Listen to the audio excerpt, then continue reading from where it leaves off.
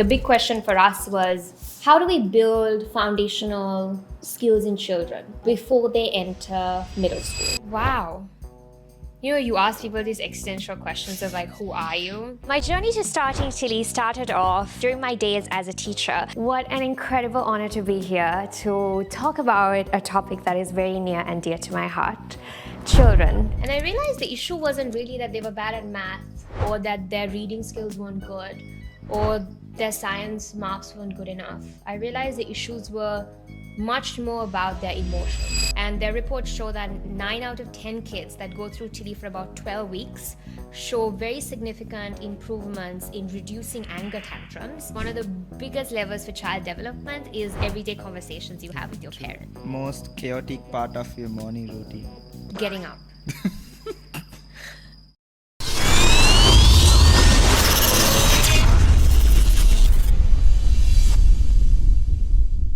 Welcome back to a very special episode today. We've been planning this for a while, and she's here as well, and she probably might have just come for this as well. So let's just welcome the founder of TILI, Kavindya Thennakoon. Thank you, Russell, Hi, for Kavindya. having me. So good to meet you finally, and excited to start our chat. So there's this way I start the program, this podcast.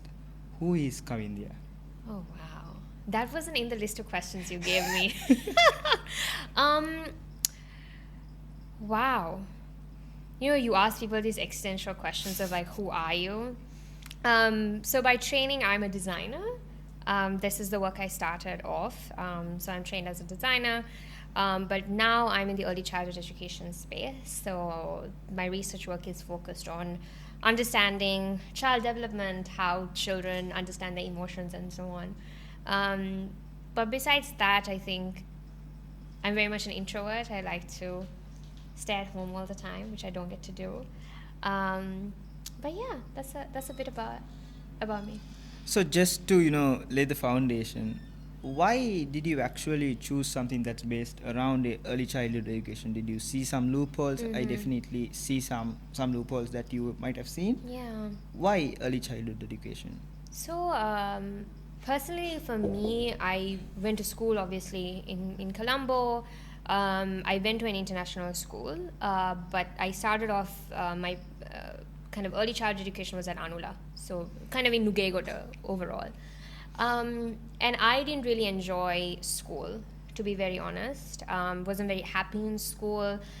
I used to ask a lot of questions when I was a child, so I would always ask, why do I have to wear a school uniform? Or why do I have to wear grey color socks? Or why do I have to put my top button on? This is like a hot, humid, tropical country. And I think even at that time, the school system wasn't really adjusted to that kind of free thinking, to let children be children. And then after, I think when I was in school, I started teaching very early. So I was a volunteer teacher at a program called the Warehouse Project, which is still ongoing. So I used to go to Maradana in the bus from Nugegoda, and I would teach every Friday. So I had kids who came from a pretty rough neighborhood, struggled a lot in the beginning, and I was tackling kids when they were around the age of 13 and 14, which is when I was teaching them. And I realized the issue wasn't really that they were bad at math or that their reading skills weren't good or their science marks weren't good enough. I realized the issues were much more about their emotions, about their emotional development, about early childhood traumas that they had experienced. And I realized it was pointless to teach these skills at the age of 13 and that you really had to start early. So that was kind of the personal experience that led to it. But also from a research standpoint, you see that over 90% of a human being's brain develops before the age of 5. So a lot of what we become, our life outcomes, is decided between these ages of 0 to 10. So I think this is why I think focusing on children is so, so important. I think since you mentioned about the research, I think you have some rounds in Stanford and all the way to Sri Lanka, from the classrooms in all the village schools that you have been to. How's that journey been so far? Yeah, I think my biggest strength so I did my master's at Stanford. I was at the School of Education.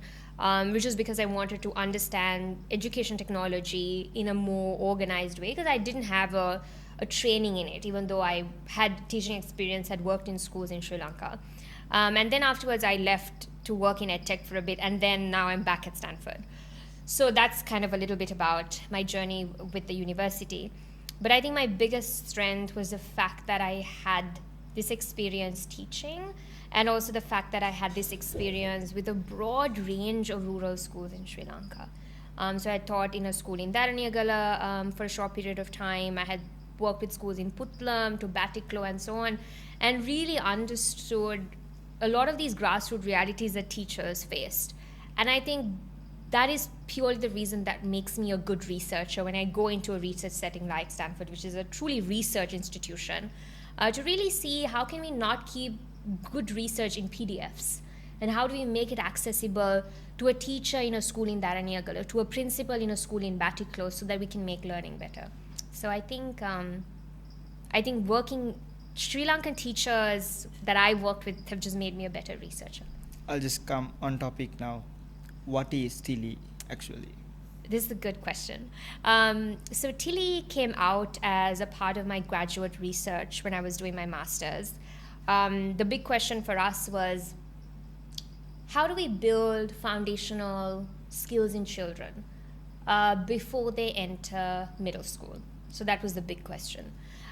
So right now, TILI, we build and measure 8 of the most essential cognitive skills in children before they reach the age of 10, which means before they reach 6th grade, we ensure that the foundation is set.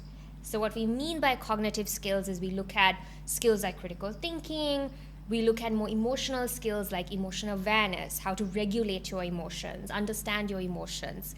So we build an 8 skill set before they reach the age of 10. So that's what we do. So in terms of operations, how do for example, if you just take a school, for example, village A, how does it start? How's the timeline? Yeah. How's that going? So, for example, recently we worked with a couple of schools in Batiklo, so I'll use that as an example. Yeah. So there are 2 ways that schools work with us. We sell directly to, so we're a for-profit company. I really don't believe in the aid model that has been in Sri Lanka for a long time. So TILI is very much a for-profit company. And whether it's a village school in Batiklo or it's a very fancy private school in Bangalore, they get the same quality of learning experience. Nothing changes. So there are 2 ways schools engage with us. Private schools purchase from us directly. And schools that are public schools or who might not be able to afford us, we work with organizations like Save the Children, UNICEF, Compassion International, and so on to make it accessible to them. So what happens is we only work with kindergarten through grade 5. That's our sweet spot. So first the teachers go through a very comprehensive training. We stay with them for about 8 hours, cover the foundations, and then it's a 36-week program from then on. So every week, every grade has an intervention they go through. The kids have their own workbook. Teachers get all the material they need. We have weekly support for the teachers. So it's really a really well-structured, research-based program. So by the 36th week, you build a really solid set of skills by the time you go into 5th grade. How's the feedback been so far from the villages and the schools that are covered? So I think the interesting thing for us is we have very expensive private schools, for example, in like Bangalore that works with us. You're putting me on topic because you're from a very rich private school. I mean, I think she's from your school. Really? Let's not mention the name. Okay, we won't mention schools because we'll get sued. So we'll ignore the school names. I won't ask you what school you went to. Okay. So I'll give you an example. UNICEF and Save the Children funded a large deployment of TILI, and their reports show that 9 out of 10 kids that go through TILI for about 12 weeks show very significant improvements in reducing anger tantrums and showing heightened empathy. So we're able to even measure things like that. And for example, across at least 97% of classrooms, teachers see a reduction in behavioral complaints. So teachers really come and tell us, the class is calmer. Like usually when I go into my second grade, the kids are screaming. It's hard to get them to concentrate. But now I have these techniques, the kids are calmer. There's one big thing we hear. And recently we did a feedback session with one of our schools in India, and they said they're sharing more. And they asked me how I am doing. They'll tell me like, oh, teacher, you look very tired today. Why don't you take a break? And she's like, I've never had kids looking at my emotions and trying to pay attention to how I am feeling. So they're really seeing this different side in children. And I think that's really what keeps us going, and why we keep iterating. Like every week, we improve the material, we change, and so on. So just a follow-up question: do you improve the material based on where the geographical locations are? Technically, for Sri Lanka, this. Yeah. Sri Lanka, for India, it's this. Yeah. And on top of that, how's like the comparison being from Sri Lanka and India? Yeah, so I'll first tackle the first question you had of how we change the material. So in terms of the core activities and the actual interventions, we change the delivery of the intervention, but the skill and the foundation is very much the same across the curriculum for the purpose of standardizing it. But it's available in Sinhala and Tamil in Sri Lanka. So the schools that see in Vaticlo, the teacher training, the material, the workbooks, everything is in Tamil. Sinhala schools, it's in Sinhala. So it's localized here. But in India, it's entirely in English. We haven't, the curriculum is not localized because there's a huge demand for English language content. The improvements happen almost on a monthly basis. So every week, every single activity we have, we get a rating score from the teacher. We see how the child is doing, how is the engagement happening, and is there a behavioral change? Because if learning is not happening, if there's no behavior change, that means it's not working. So this is the kind of data-driven approach to education that we don't see, that we really need to get to. So that's kind of our approach. In terms of the comparison, I think as a Sri Lankan, I get very nervous when within a week I work with a school in India and then come here. I think India, we don't have to look at Finland or Europe. We just have to look at India, of what they've done with the education system. We really don't need to look elsewhere for examples. They have one of the most comprehensive early childhood education policies and frameworks in the world that I've ever seen. They have a plan to make sure every child who enters school at the age of 6 is developmentally on track. I'm not saying India has really ridiculous amounts of inequality and so on, but the plans they've put together have been tremendous. And I do see a gap.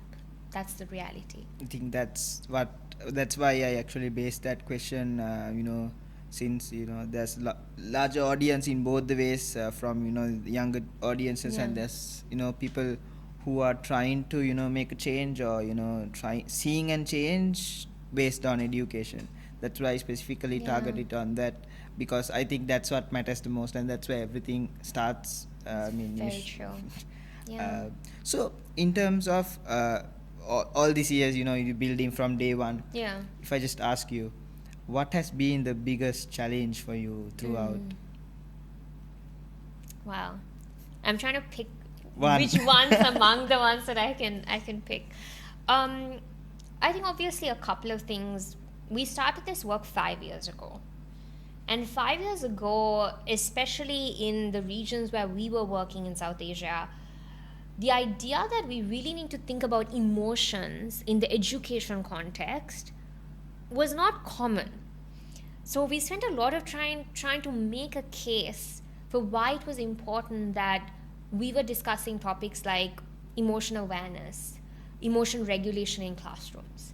So I think that was a huge challenge of explaining to school leaders why, just as you do math and literacy, that social emotional learning is as important. So I think that was definitely a struggle in the beginning. I think the second piece is obviously we're a very small team. We're only 10 people, and we've now reached about 21,000 kids, students who use TILI. So I think managing those operations, keeping it lean, but having like an insanely high standard of quality, it's a roller coaster every day. So like in the morning you're crying, by 12 you're happy, something good has happened, then you might cry again. Hopefully something happy happens towards like 5 or 6, and then it's great. So people always ask me like, what is it like to, I was like, that's what it's like. It's like an emotional roller coaster. So yeah. So I think you came recently to Sri Lanka. Yeah. So how's the weeks been so far, and what are the new schools that you have visited, and is there changes coming in TILI as for now, Yeah. and anything that you have introduced? So I'll focus a little bit on Sri Lanka. I'm actually in Sri Lanka more or less about 6 months of the year. So I kind of divide my time now 50-50, which is a little impossible sometimes. True. But this time I came specifically for you, for Thank the you. podcast. Thank you. So this time we're just launching TILI at, I think I can talk about it, at Leeds International. It's a phenomenal team of educators, a great school leadership. So we're really excited. We're piloting it across all their grade 3 classrooms across the country. I think they have about 18 schools. So really excited about that partnership because I'm very invested in doing more work in Sri Lanka. And then we have TILI at the Asian Grammar School and Polymath in Sri Lanka. So that's been really nice to see the data coming out of these two schools. We just wrapped up in India our largest pilot with a network of schools called Hippocampus. So we piloted it there. I think it was about 500 kids. So we just did that review.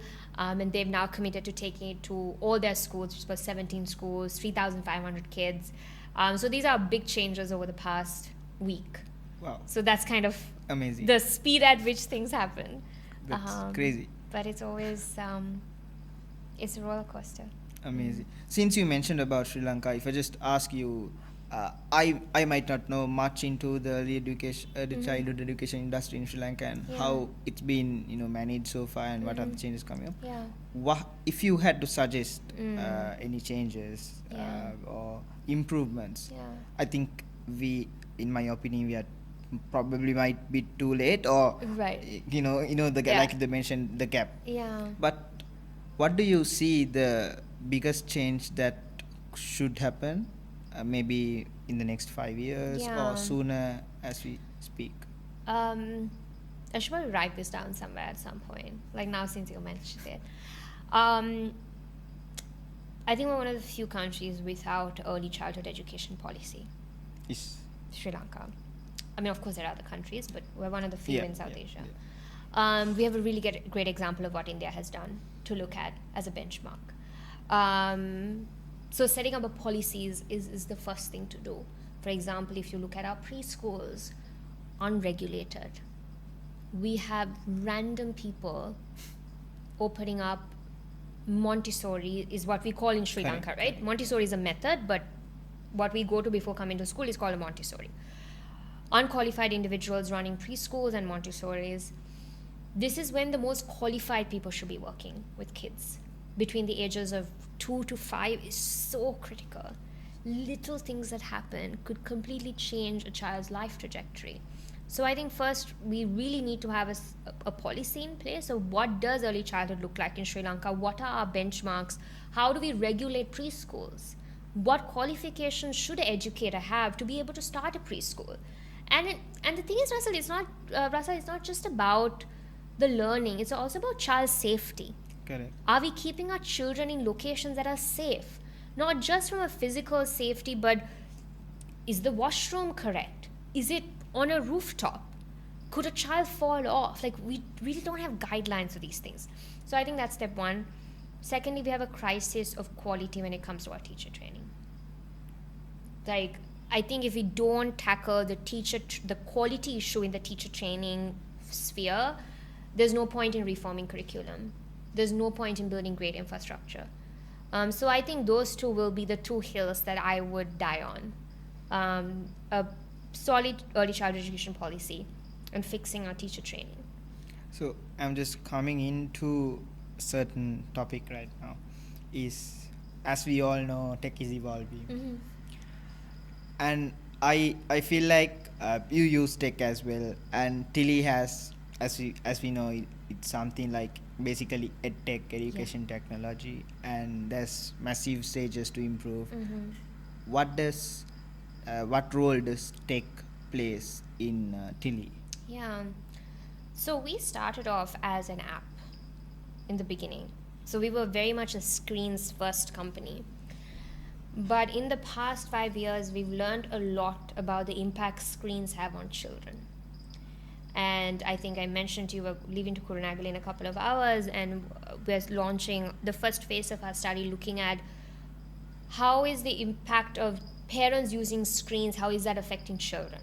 Not children's screen use even, but what are parents doing on screens and how is it affecting children? So we've transitioned a lot as a company from being screens for children to really thinking about how can we use particularly tools like AI and large language models for teachers. So we're really like designing for a new audience now. So I think with teachers, we're really excited about two things. One is assessments, right? Assessments is a very tedious thing. So for example, now if you take maths, for example, we don't capture data about how a child is doing in math. The only data point we get is that they got 50 out of 100. But that says nothing about the child's learning gap or where are they struggling in math or how can we intervene because we don't have the right kind of data. But what technology gives us is the power to really capture high quality learning data, which is needed to personalize learning. So I think we talk a lot about personalizing learning, but we don't understand that we really need really high quality learning data from each child if we are to truly personalize. So I think this is a problem space that I'm really interested in. So we're now expanding beyond social emotional learning to really looking at math and literacy as well. So we're piloting a tool on math learning where teachers can just take a picture of the child's exam and we give them like a comprehensive mapping of where is the child struggling, how can you intervene, so teachers don't need to grade papers anymore.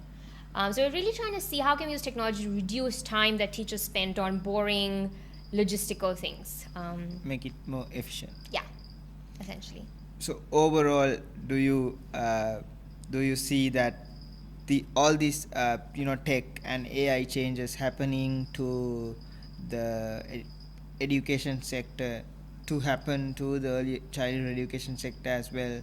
And if it had to reduce, like you mentioned, efficiency, or in terms of, like you mentioned, the social emotions and stuff, what would like it can be sensitive as well from the other hand as well. What do you have to tell on that on the opposite way of it? Like is it a bit too sensitive, or is there a effect like downsides of it? Yes, yeah. I think, like I mentioned, effects on kids are well known. Yeah. Like, for example, there was a research study that was recently done that said every minute that an adult spends on a screen, there is a reduction of about 10 words that's spoken between the parent and the child. So you're really seeing, because we're on screens, we're not talking to each other anymore. And in early childhood, that's a really sad situation to be in, because one of the biggest levers for child development is everyday conversations you have with your parent. True. So effect on children, we know that already, and I think we really need to approach screen use in a very sensitive way. But I think with AI, I think one of my biggest concerns is obviously privacy, right? Where is this data being stored? There are lots of copyright issues, for example, the numerous lawsuits we've seen, like New York Times suing OpenAI and so on. So as a designer myself, I have a lot of concerns about what does art mean anymore, right? Like, what does it mean to be an artist, right? There's so much. You can design something on AI in 5 minutes, but this was things that took years of research by a designer to create and build the storyline and the research. So I think concerns around privacy and copyrights is one. The second piece is in education, I think there's this dangerous idea that we can replace teachers, that you can get the AI to teach the child.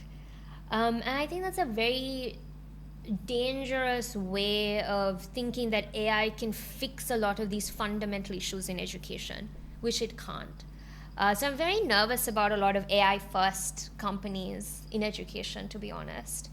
You just have to go the traditional way and then take a digital shift. Yeah, I also think you really need to understand the problem better. True. I think now it's almost like you take AI and you're like, okay, inefficiency in the classroom, like fixed. Or like shortage of teachers, we're going to bring AI tutors for kids. But unless you actually be in a classroom context, you realize things like this don't really work. So That's true. I think those are my concerns. Yeah. If you just take a shift from tech, I think you mentioned that there's if a school is not able to afford, and you get support from UNICEF Yeah. and other foundations. How's that been? And those are global foundations like UNICEF. Yeah. How's that been? And what's the future of them as well? I think it plays a Yeah. major role. Yeah, I think with USAID cuts and all, I feel like there's a big change in the development sector. So UNICEF Venture Fund, which is not the local office, but UNICEF has a separate venture fund where they invest in startups that work for children. So they were our first investor. So I'm very grateful that UNICEF took a bet on us and said, great, we'll provide you seed funding to build this up and prototype it and so on. They've been a phenomenal partner from day one. So very grateful for them being supportive of our work. But I think the broader development sector, I think, especially in Sri Lanka, I feel like we've created a lot of dependency. We've provided poor quality services to marginalized communities, and instead of helping them solve the problem, we've just exacerbated the problem and created a lot of dependency. And we saw that when USAID kind of pulled out of funding. So I think that's a very dangerous place to be, which is why I think that to solve a lot of issues, for example, in education, it's pointless to have nonprofits that give stationery bags. Right? There's such a underlying issue that if you focus on the underlying issue for 3 years, you wouldn't need to give stationery bags anymore. But we still do this band-aid type of stuff in schools. We still go and say we build libraries and we put random books that the kids wouldn't even read, where they actually need is an English teacher. So I think at least in education, I think we really need to think beyond these non-profit development type of interventions, which is, I think, what I've seen so far. If I just ask you in summary, what do you see the future of early childhood education is? I think globally, we've now come to a point where we don't need to make a case for why investing in early childhood is important. I think we've all accepted the fact that to fix things like mental health, to look at things like financial independence, tackling issues like gender-based violence, we have to start early. Like when it comes to, for example, gender-based violence, there's no point in teaching a 16-year-old about consent. Because at that point, values around personal space, consent, all of that is made. So it's really hard to fix some of these things. So I think globally, the case has now been made, and we don't really have people saying, oh, we don't have to. How's the data in globally, the data, and how's it going? So I think we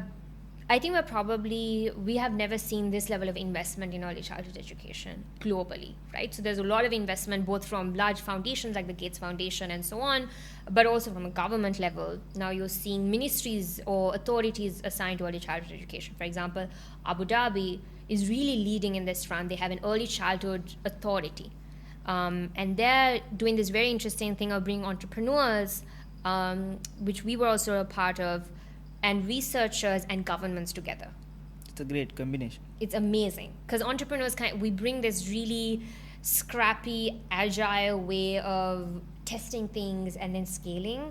Researchers bring that deep expertise to see what really works, and then governments will scale it. So I think it's such a brilliant model of fixing this space. And India, as I mentioned, has a great policy on early childhood. So I think this is the best we've had so far. So I'm very hopeful, irrespective of what's happening in the United States right now. I think it's an exciting time to work in this space for sure. So again, the same question for TILI. How would TILI look like in probably 5 to 10 years? Touched all countries in globally? Or I mean, that would be great, right? I think we've had this aim of we want to be with 10 million kids at some point, which will be which is like this dream we're chasing, at least across 100 schools. But I think for us, the goal is that we become obsolete. Like, I think that's the dream, right? Yeah. Because if school systems are fixed, if teacher training is great, if there are great teacher training, an authority in the country, our teachers in the primary education sector are well trained, our curriculums are fixed, you don't need people like us. You don't need institutions like TILI to come up. So I think for me, the dream is that we become unnecessary. We go out of business. It means we've fixed the problem, right? So I think for me, I think that's like a very utopian way of thinking, but I think that would be the dream, which means we've had a really great education system, that we don't need companies like us to come and fix topics that the government needs to fix. Are there countries like that where early childhood education is like, spot on and 100%? No. So that's so the thing is, there is always that gap. Little gap. No, that's for sure. I think even if you take countries like the Netherlands or Finland. Are there like percentages where like there are some countries like they're like, early childhood education is like set, it's like 90% accurate, or like top countries? I think Scandinavia is always looked at as a great example, right? But the problem is the reality of children are changing every 5 years. True. Right? So let's say Finland had it right, but nobody's ready for what AI did, right? So the reality of children and teachers are changing every 5 years. So I think the reality is like we'll never be perfect. Okay. But we need government institutions that are agile. We need government institutions that bring the innovation that you see in the private sector with sort of the scale at which governments operate in. I think we really need very, very stronger, more innovative, more creative state institutions. I think that, for me, would be the dream.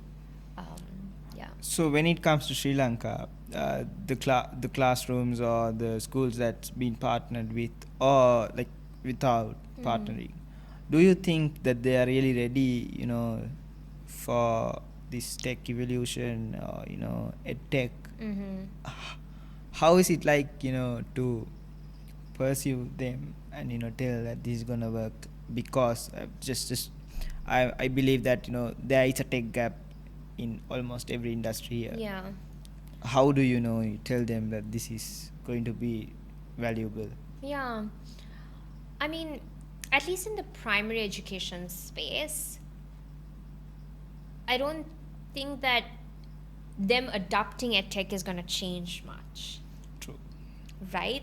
So I don't really see tech adoption or EdTech adoption as a benchmark of a school system being successful. I think we need to take a step back and be like, what are the actual problems? And I think I'm always inspired by the teachers I've met and the principals I've met. I've always spoken about this. I don't think we highlight how innovative and creative and hardworking our teachers and principals are. I think they get a lot of flack from society for a lot of structural problems in education. Teachers I've met sometimes have to travel 2 hours to get to school. And there are no fans in the classroom. Little things like this. But it really affects, like the heat in this classroom. Like, we're not really talking about the climate change impacts on classrooms. And then you expect them to be stellar, fabulous teachers who are at their peak level of kind of productivity as a teacher. It doesn't work that way. So I have a huge amount of respect for teachers and principals in our public sector. And I think we need strong institutions. I think where I've been most discouraged have been state institutions that work in education. But I've been inspired when I go into schools and meet teachers and educators. So I think we're not really, we're not tackling where the problem is. So I don't think any amount of EdTech can fix that. We have a lot of foundational problems to fix before we bring like smart boards into the classroom or whatever it is that the government wants to do. Correct. Yeah. I think we just had a glimpse of how the use cases are in terms of how the children are using it. I just want to know, how is it from their POV of the children? what do they get to see, and how's their experience Yeah. been?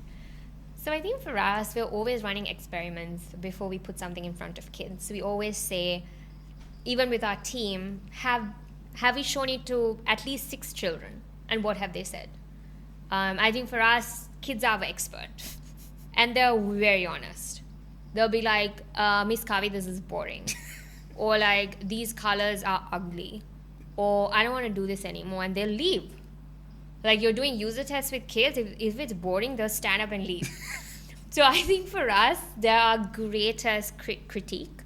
So every single activity, every single intervention, whether we're designing like an activity pack, everything gets tested with at least 6 children to get that feedback. And we are really focused on colors. If you've seen any of the TILLI material, it's really beautifully designed. Let's just pop. It's some, really like you'll see it anywhere you go. So it's a narrative. The girl's name is TILLI. So all the activities are kind of about TILLI's life and these emotions she's dealing with, her friends, different problems she's facing, and all of that. So for us, designing for the child comes first. And for us, the child is our expert. So kids love it. So I think that it's so exciting because, for example, one of our schools will have the TILLI period on Fridays. So they'll be like, oh, it's TILLI time now. Oh, we get to talk to TILLI. And, sometimes I forget some of the little characters we have. And they'll be like, oh, but that didn't happen to Daisy. And I was like, who's Daisy? And they'll be like, the flower. And it's just really nice to see kids building like a connection with the characters. And what's the story behind TILLI? Like the story. The name. We had somebody who worked in our PR who's like, Kavi, you need to come up with a story. Like a story that sells, because there's no story. So I think I had my final presentation for my master's on a Friday or something. This was Thursday. And somebody was like, you don't have a name for your project. And I was like, I don't have a name. And she's like, the deadline is like in 5 minutes, you need to come up with a name. And I just said TILLI. You just said it. That's so quick and And apparently it means something not so good in Swahili, which I won't mention on screen, but if anybody's curious, you can Google TILLI in Swahili and figure it out. Because we had this idea of translating to a project that required it to be in Swahili. Oh, wow. And the gentleman was very, he's like, so we might have to change the name. I was like, you mean TILLI? He's like, yeah. I was like, why? He's like, you'll find out. So that's for me to, when I start my next company, I probably need to like do more research before I pick a name. So, but yeah. So we do have like a fun segment next. Good. Because we talked about education and research and Yes. boring And it's stuff. like a rapid fire segment. You don't So know like the- one sentence? Yeah. Okay. So Or like a word. so we want like, which is best for you is like one word. Okay. But if you want to explain it, you can go like one sentence. Okay. But one word is preferred. One word. So Kavindya, rapid fire. I'm round. so nervous right now because you like sat up and Childhood ambition. cashier at a supermarket. Your go-to productivity snack. Cereal. Impact. snack. Impactful book you have read. Oh my god. Shit. Now this makes it look like I don't read books. I swear I read books. Oh my god. That's spicy. Okay, I'll from my bookshelf. Stories of Eva Luna Okay. by oh my god, I'm forgetting names now. Stories of Eva Luna. It was really Most chaotic part of your morning routine. getting up. It is. Okay. You make it sound like everything else is fine. Childhood nickname. Chuti Bab. That's what I was called. If TILLI had a theme song, what would it be? Who Run the World? Oh, okay. Overrated That was such a good answer. Good job, Kavi. overrated startup habit. Startup habit. Oh, using AI? Yeah, like AI, when we do that too. I don't know. We've done all of it. Okay. You know what I mean? Okay, so testing out. Yeah. Okay. We've done the cliche, Okay. cringe stuff. The skill you wish school had taught you, like Skill, relationships, like how to handle relationships. Okay. Yeah. One founder you would grab a coffee with. Melanie Perkins, Canva. Yeah. Product feature that you secretly love in TILI. Ooh. We built like this. We used empathetic AI thing to talk to TILI, and then she gives responses back at you. Or like a bot. It wasn't a bot. Like, she actually talks to you. She'd be like, "Oh, you had a bad day. It seems like." I mean, it's AI, but I really like that feature because I talk to it sometimes, Wow. and it's nice to. We built it with Hume AI, which is one of the empathetic AI companies. I love it. Yeah. Amazing. That's all. Okay, that was easy. Wow, that was so. Like the book. I was like, great. I don't read. I'm an illiterate. Like, So that was an epic round. you'll have so many things to cut. Because I feel like I backtracked on half the things I said. It definitely wasn't one word answers, but it was fun. No, because you would ask me, like, what book do you read? And I had to, like, it sounded like through I the haven't entire- read a single book in my life. But I read, like, Okay, I don't just read. so. You don't. Not really. So my 'Cause you're thing these, is, like, young, you listen to it. I am not that young, but yeah, okay. Everybody's laughing. As long as you're not 18. Are you 18? No. So Kavindya, I think you're going back next week as well. Sunday. Yeah. Yeah. So we're just coming to the end of the podcast. I hope you had a blast in Sri I Lanka. had a really good time. Yeah. And I hope the Sri Lankan trip was fun as well. I think you visited some schools. as well. Yeah, I mean, for me now, I don't think of it as a trip anymore. I'm just here all the time, so Okay. it kind of has changed the way I think about it. It was really great to. Amazing. Yeah. I wish you all the best for the future and everything you do with TILI. Just two last questions I just have to ask. In terms of early childhood education again and TILI, how's I asked you how the future is, but if you had to change something very sooner in terms of early childhood education and TILI, what problem would you actually solve? I think we started off at a very different space of designing. We were doing apps for kids, right? And now we've come a long way from that. I really identified teacher upskilling and teacher training as a big lever that could really result in a huge improvement in early childhood. Because we have a lack of quality, and secondly, we also have a supply issue of trained educators. So I think this is something I've gotten very interested in how can we train teachers better, and how can we build tools that make teaching enjoyable for teachers. Teachers really don't work in great situations here, both in terms of pay, classroom conditions, and so on. So how can we make the lives of teachers happier? Because happier teachers means happier classrooms. Happier classrooms mean happier kids. So I think designing for teachers is something we've gotten very passionate about. So Kavindya, Tech Talk also have a wide international audience as well, and we do have